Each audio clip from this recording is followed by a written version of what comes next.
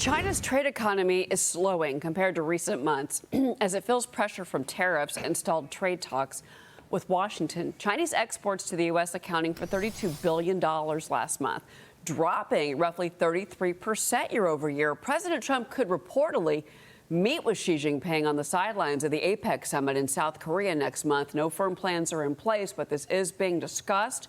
The president could also sit down with North Korean leader Kim Jong-un. These two leaders last met in June 2019 when President Trump crossed past the demilitarized zone. I want to bring in Heritage Foundation Senior Research Fellow for China and National Policy, Steve Yates. What is so interesting about this, Steve, is that all of this discussion and these questions about the summit that's coming are after we saw those pictures of Modi and Putin and Xi and Kim Jong-un. What kind of environment would President Trump be walking into here? Well, for an APEC summit, the president is walking more into friendly territory. APEC has been around for over a couple of decades, and it tends to focus, as it says in its name, primarily on economic policies and security, and there's plenty to talk about on that front. The president's been going gangbusters on trying to reorient supply chains, get investment turned into America, looking at the AI infrastructure, all that relevant to this conversation. And it's going to be in South Korea, so we have an ally as a host. And he'll also have opportunities to meet with the leaders of Japan and the Philippines, who've all been affected by Chinese encroachment on air and sea with their broad territorial claims. So there'll be a pretty comprehensive agenda where he can have sideline meetings, bilats with these leaders. But overall, of course, the two elephants in the room are the U.S. and China, and that will probably be the showcase of what kind of interaction President Trump has with Xi Jinping there in South Korea. Yeah, well, and certainly, South Korea is in a difficult spot because we're also, we've been trying to work with them when it comes to military issues. China deployed a naval ship to the South Pacific and Latin America, in that region at least. This is right on America's doorstep. And the Chinese Defense Ministry is claiming their mission is to, quote, strengthen friendly cooperation between China and relevant countries, Steve. So what do you make of that statement? It seems a little disingenuous, to say the least. Yeah, I agree. I mean, the Communist Party has a way of sort of shining over what exactly they're doing. They go up into the Arctic, but last I checked, their farthest northern territory is nowhere near the Arctic. And they've gone around Australia in the Pacific Ocean side of things. These have been expansive exercises, sometimes live fire exercises, not just research. And what it really is a fairly expansive demonstration of where China seeks to exercise influence on its own or in coalition with some of those other countries that are trying to push back against America. So it's an important reminder that what happens in China doesn't stay in China. No one should think that after COVID. But in military affairs, it's really been expansive in recent years. Right. And obviously, the relationship between China and Russia is, we know it's a military relationship, not just a economic one. Russia just launched more than 80 drones into Ukraine overnight, in addition to 800 drones earlier in the week. At least 4 people killed. They hit a government building that caught fire. President Trump reportedly is preparing phase 2 of sanctions on Russia, and he's very unhappy with Vladimir Putin. Watch this.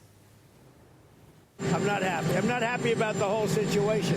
It's interesting. It doesn't affect us because it's not our soldiers.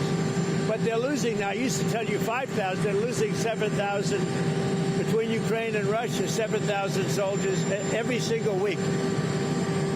It's such a horrible waste of humanity.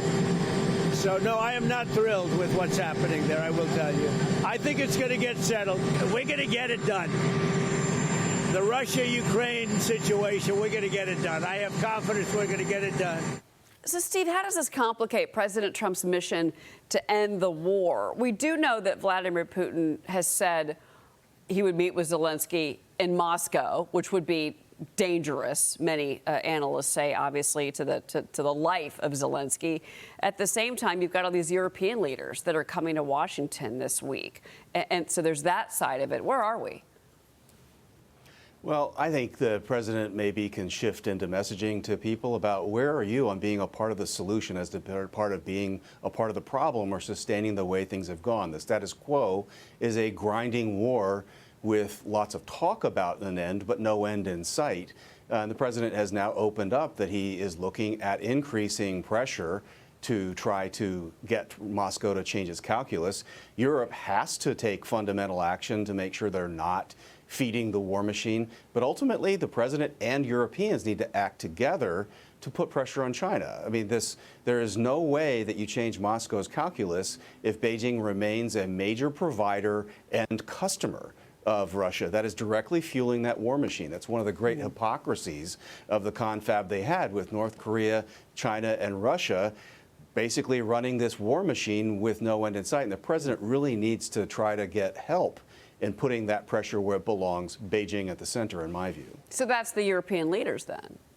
That's what makes these talks so critical this week, Steve. The other thing, too, is that, there's been commentary and opinion that it's been floated that Vladimir Putin never had any intention of ending the war, and that Alaska summit with President Trump gave him a photo op, and that's the only reason that he went. Do you subscribe to that line of thinking?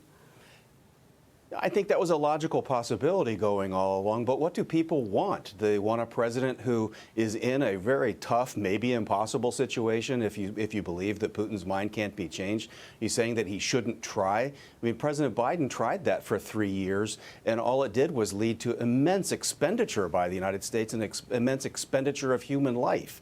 So he's trying something different. I support the try. But I also support a sobriety checkpoint along the way of, is it working and how do you adjust course? And that, I think, is where a lot of these other leaders need to come in.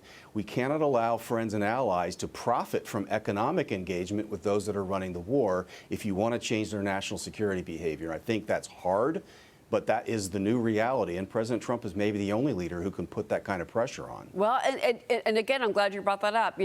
He tried. He said, okay, face-to-face meeting. We will see. And his eyes were open when he went to Alaska. He had said that very clearly. Steve Yates, it's always great to speak with you, Steve. Thank you. It's a pleasure. Thank you. All right.